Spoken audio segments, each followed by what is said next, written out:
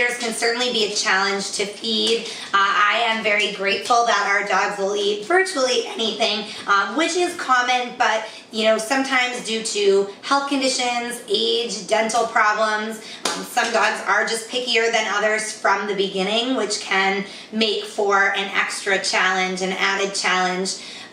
So I get asked quite often about diets for dogs that are picky eaters.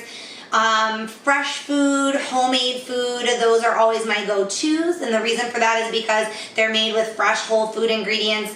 They have a much stronger smell, they are much more appealing texture-wise than dry kibble, so that's typically what I recommend. Today I'm going to be sharing a homemade dog food for picky eaters.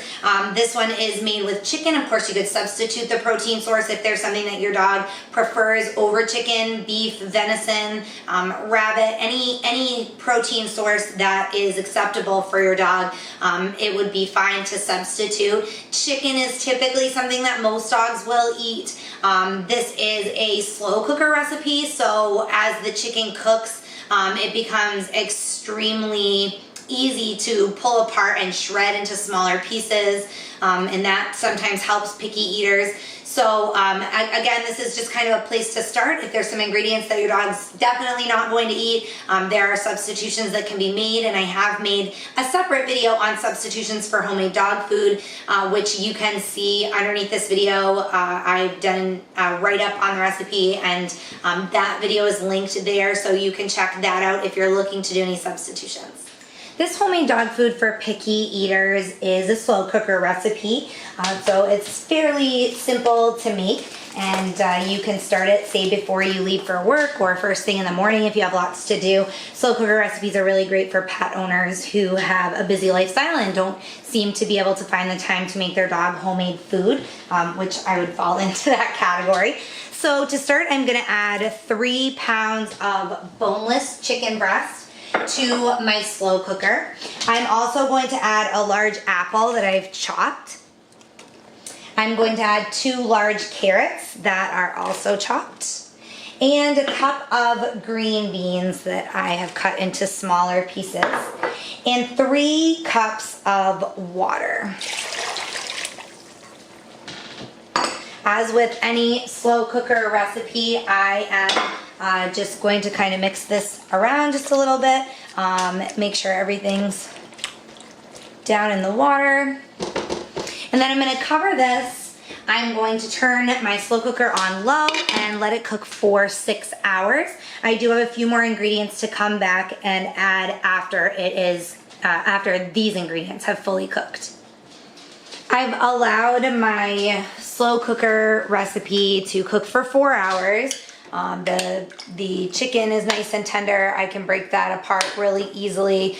I'm going to go ahead and shred that up a little bit so it's more proportionately sized for our dog and not the whole chicken breast. And then I have a few more ingredients to add. Now this just finished cooking, so it's still hot, and I'm going to go ahead and add a couple of tablespoons of coconut oil, and because the food is so warm, that should melt no problem.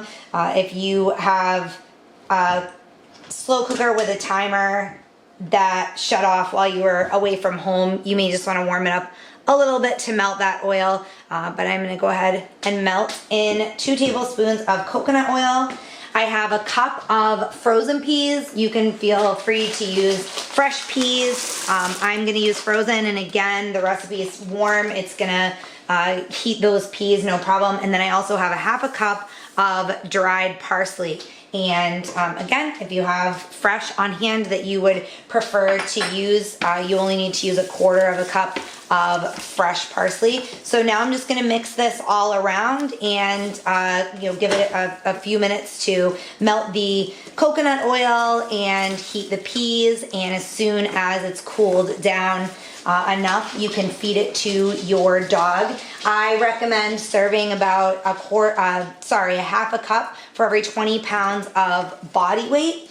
And of course, that's gonna vary if your dog has is very active, he might need more calories. If he's not quite as active, a little bit lazier, he may not need as many. So be sure to consult with your veterinarian or canine nutritionist about the right portion size for your pet. If you guys have any other questions about this recipe for picky dogs, feel free to email me. Thanks for watching this recipe guide.